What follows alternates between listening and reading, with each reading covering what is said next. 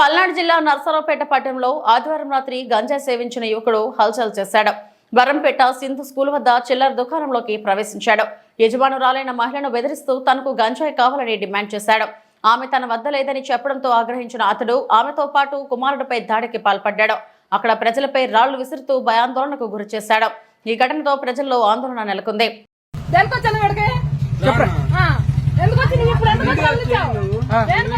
ఏం కావాలి నీకు? నీకేం కావాలి? ఏం కావాలి నీకు? నాకు గంజాయి కావాలి.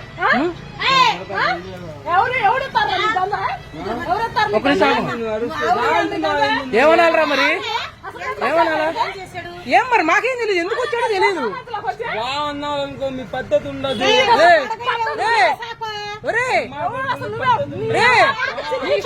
నేనే ఉంటా, ఇదే సెంటర్ లో ఉంటా. నువ్వేం చేస్తావు? నీ స్టూచింగ్ చెప్పు.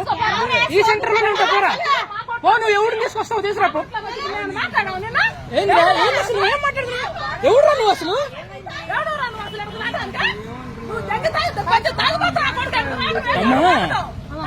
వాడు అసలు ఒక్క నిమిషం, ఒక్క నిమిషం.